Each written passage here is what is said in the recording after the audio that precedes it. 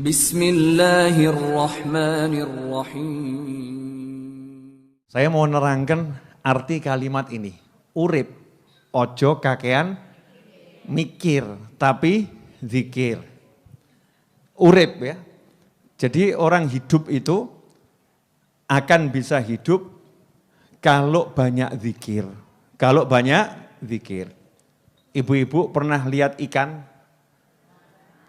Pernah ikan keluar dari air gitu, tergeletak di daratan, kelepek, ya, tergelepar gitu ya. Ikannya bergerak-gerak, terus lama-lama diem ya. Diem belum tentu mati loh, sebentar. Cok kesusuk mati ya. Diem dulu ya. Diem, terus lama-lama mati. Ya lama-lama mati.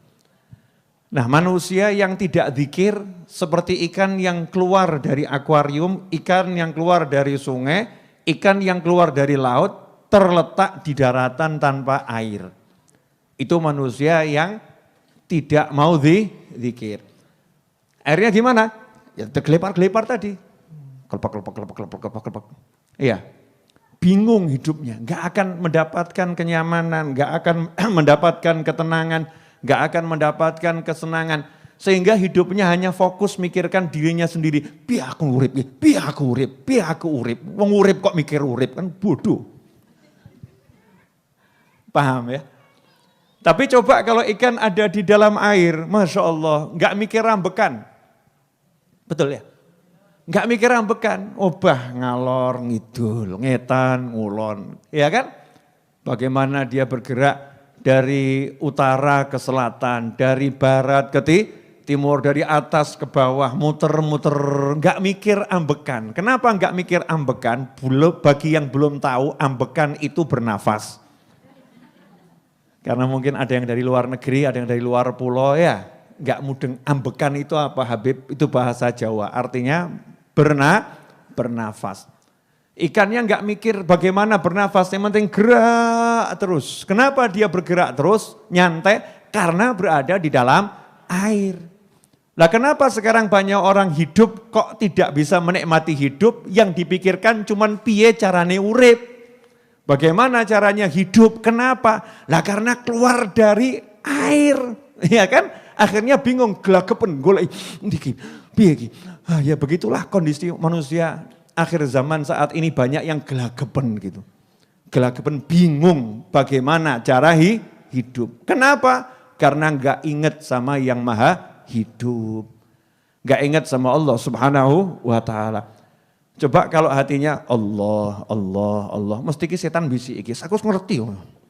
Mesti waktu saya ngomong gini setan bisi, Allah, ya Allah. Terus nek orang mangan ya piye, mesti ngono ke setan iki. Masya Allah.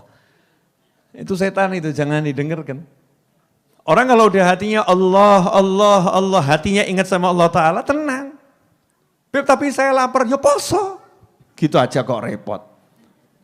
Nabi Muhammad SAW kalau memang tidak ada yang dimakan, Rasulullah berpuasa. Dan orang kalau poso itu kalau buka seneng, mesti ngomong, tidak ada yang buat berbuka, alah ngapusi. Gak mungkin gak ada yang bisa berbuat buka. Banyak yang bisa digunakan untuk berbuka, alal aqal minimal minum air, betul ya? Indonesia turah-turah banyu, Indonesia turah-turah air. Dan sesusah-susahnya hidup di negara kita, alhamdulillah tidak susah. Masya Allah, datang saja ke pengajian Majelis Ar-Raudhah, mesti untuk roti. Betul kan ya? Sesusah-susahnya hidup di negara kita, yang ngaku susah-susah itu ya. Pergi ke pengajiannya habaib kiai, di situ dapat makan. Jumat malam Sabtu roti, air, kopi, nasi bungkus, Masya Allah. Ya kalau keduman gak keduman nasib. Namanya belum rezeki. Tapi kan banyak yang seperti itu. Di mana-mana itu orang pada bagi makan. Kalau sampai kelaparan mungkin kitanya yang gak mau obah, kitanya gak mau bergerak. Kitanya kurang ingat sama Allah Subhanahu wa ta'ala. Nah, kenapa saya ngomong seperti ini? Untuk nyadarkan diri saya sendiri. Pokoknya kalau mau senang, mau tenang, ya masuk ke dalam air kalau jadi ikan. Kalau manusia ya bergerak di daratan. Maksudnya hiduplah sebagaimana kamu harus hidup. Nah kalau jadi manusia itu hidupnya apa? Wa ma khalaqtul jinna wal insa illa liya'budun. Tidak aku ciptakan jin dan manusia kecuali untuk beribadah, ngabdi sama aku, bukan yang lain. Jenengan diciptakan untuk sholat, diciptakan untuk puasa, diciptakan untuk baca Al-Quran, diciptakan untuk zikir Allah, Allah, Allah, la ilaha illallah, Muhammadur Rasulullah, Allahumma salli ala Sayyidina Muhammadin wa ala alihi wa sahbihi wa sallim. Ya Rabbana, Ya Allah, Ya Rahman, Ya Rahim, Ya Malik, Ya Kudus. Zikir apapun itu, astagfirullah. Disuruh itu hidup. Istighfar, zikir, baca Al-Quran, sholat, nikmatnya luar biasa. Nanti ujuk-ujuk tak jamin, mati-mati. Ujuk-ujuk mati. Betul kan ya? Tahu-tahu meninggal dunia. Gak keroso, tahu-tahu pindah ke alam lain. Ya itulah hidup. Jangan sampai waktu kita habis buat cari duit, obah saja. Makanya saya obah nyantai. Pengen dodolan kaos, dodolan kaos. Pengen dodolan kopi, dodolan kopi. Yang penting obah. Hasilnya bagaimana, Beb? Orang urus. Hasil it's not my problem. Ya, bukan urusan saya. Hasil itu adalah bagian dari bagian yang Allah berikan. Allah yang membagi. Hamba itu tugasnya jaluk Allahumma, Allahumma, Allahumma, Allahumma. Dapatnya berapa? Itu urusannya Allah subhanahu wa ta'ala. Tapi kalau minta sama Allah kan senang. Ngaten loh Mbak, sekedap. Jangan mungkin menawi rati bingung. Menawi loh nggih. Ya, maybe you are, maybe. Ya, timbang aku keliru mandek gue ya toh ya. Begini, nanya ya, pernah jatuh cinta? Jadi sekarang gak jatuh cinta lagi? Ya maksudnya pernah jatuh cinta tuh mungkin pas cinta-cinta gitu ya. Orang kalau jatuh cinta itu minta sama kekasihnya, minta saja, dikasih gak dikasih. Jaluk tuh ngomong rasanya penak apa gak penak? Asyiknya, yang, rujak yang. Awan-awan kayak gini panas kok jaluk rujak. Please, rujak yang. Pernah enggak begitu? Berarti kalau enggak pernah ya kebangetan. Ya, manja dalam meminta kepada kekasih itu kan nikmat. Perkara dikasih enggak dikasih, hasil enggak ngurus. Yang penting ngomong jaluk ki penak, betul. Lah baru ngomong minta kepada kekasih yang namanya yaitu entah suami entah istri, ya kaya ngono wujute, getengno, nganyelno, megelno ati gitu kan ya. Modelnya kan masih banyak kesalahan. Itu nikmat. Lantas bagaimana kita minta sama Allah yang maha benar, yang janjinya pasti ditepati, yang maha baik, yang maha mengerti, yang maha sayang, yang maha jaluk kok ora enak gitu ya. Gak entuk rasa apa-apa. Berarti kan hatine awake dhewe retek, butek, reget, Masya Allah. Kakek uget-uget. Dah itu letaknya luar biasa hati kita. Nah makanya dizikiri. Begitu zikir, ojo kaken mikir. Udah tugas saya sholat, udah bisa sholat itu udah rezeki yang luar biasa. Nanti makan bagaimana? Mangan ya tinggal mangap. Yang mau dimakan apa? Ya aja takok karo aku. Yang mau dimakan apa? Banyak yang akan bisa dimakan kalau kita konaah. Habib tapi saya nggak bisa bayar utang, ya rasa mbok bayar. Dan nanti saya dimarahin, ya ditompo. Namanya dimarahin ya diterima, sabaro. Tapi kan gak enak, jenenge sabar gak enak, no enak syukur. Sabar itu gak enak. Tapi kamu niat bayar hutang, kalau belum bisa ya tinggal ngomong saya belum ada, saya belum bisa. Insya Allah saya akan berjuang terus. Gitu kan hidupnya enak. Orang mikir nyawang, piye ki bayar piye, gak iso bayar engkau piye, iso bayar piye, urip kayak ngono tok gitu. Maaf ya Bu ya, saya ngomongnya begini ya. Ini belak-belakan efek baca WhatsApp ribuan itu. Isinya wong sambat tok itu.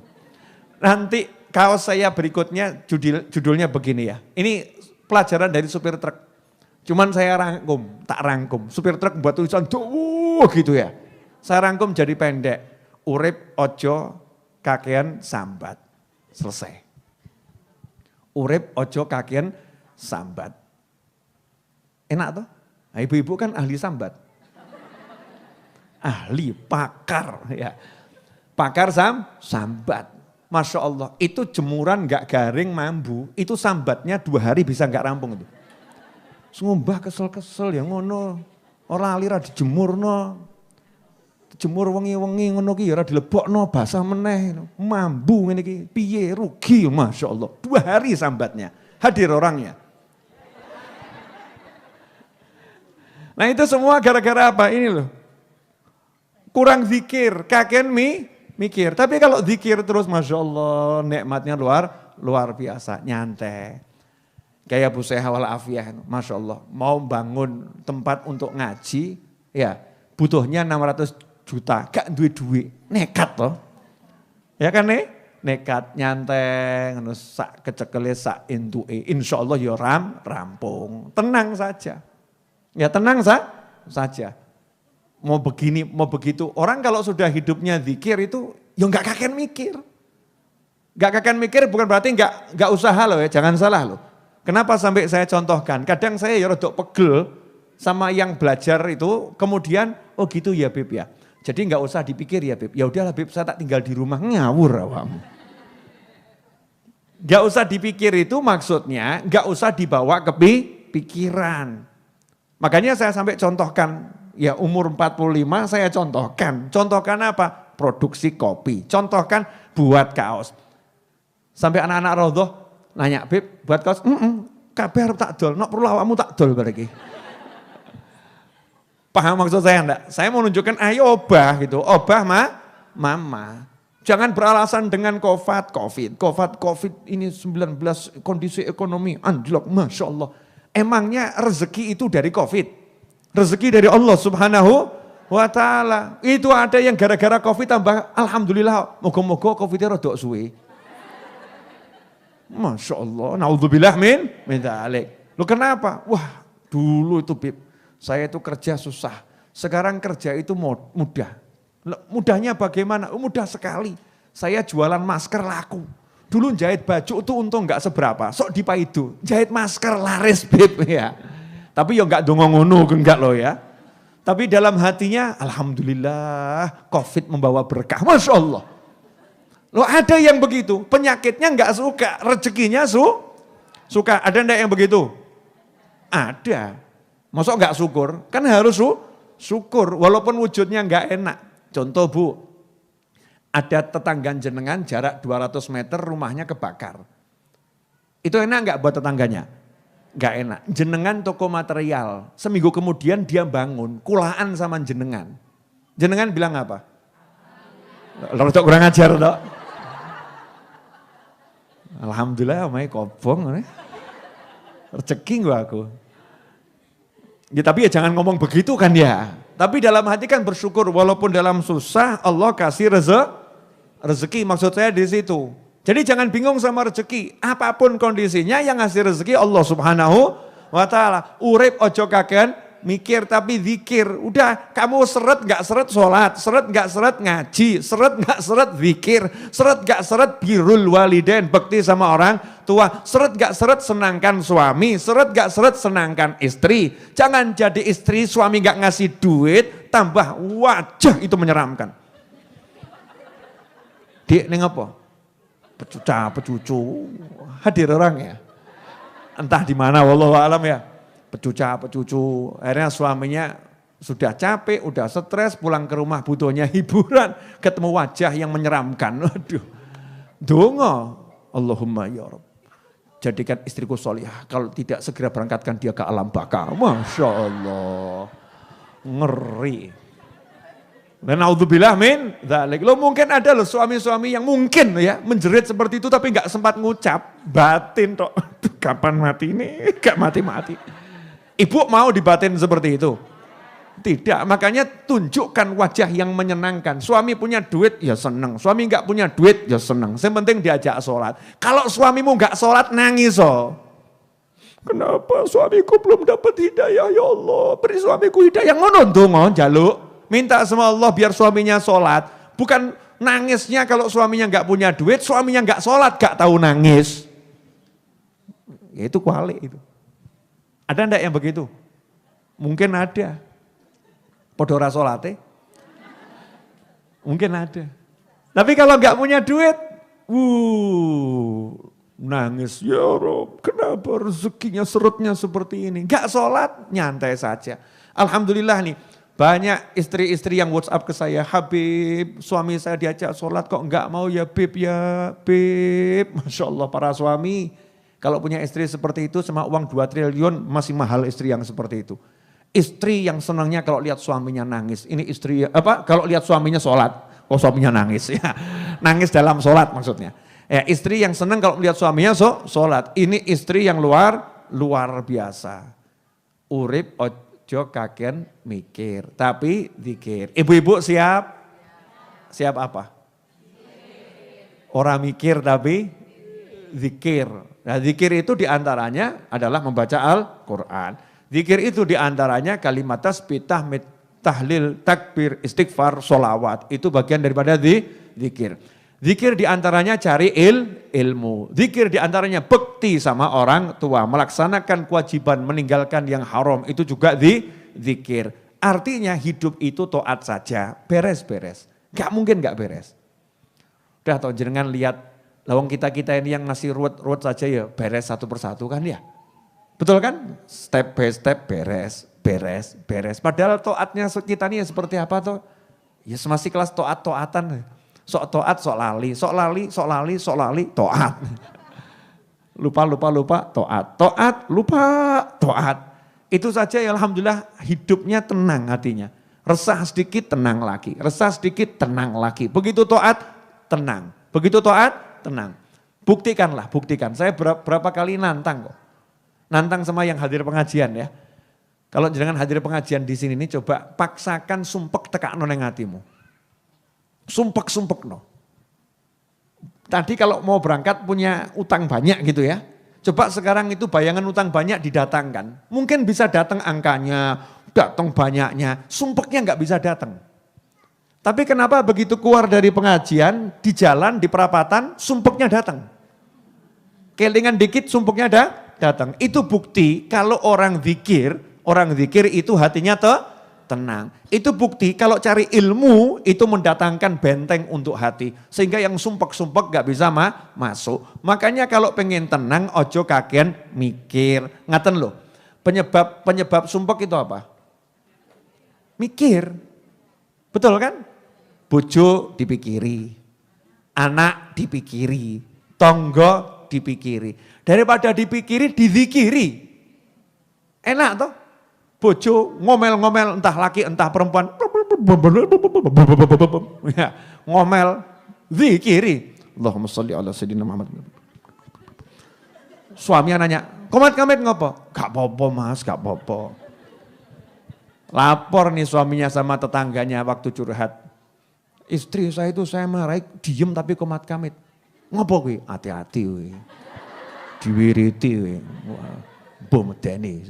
Ngerti-ngerti kowe glundung, setruk, mbuh ya. Hati-hati bojo ngono ki medeni. Ketoke meneng tapi sekti kuwi. Hati-hati masyaallah. Pulang langsung suaminya, "Dik, butuh apa?" Itu sektinya istri yang komat kamit.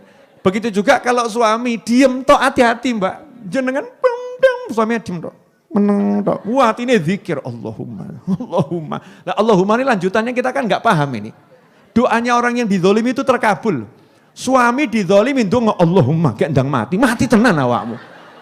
Doanya orang dizolimi itu kok kabul. Makanya hati-hati. Wahai para suami yang terzolimi, doa yang baik-baik. Wahai para istri yang terzolimi, doa yang baik-baik. Wahai masyarakat yang terzolimi, doa yang baik-baik. Jangan doa yang buruk. Donga sing apik. Enak atau urip ya? Ngedongane apik-apik. Dah, alhamdulillah. Ya Arhamar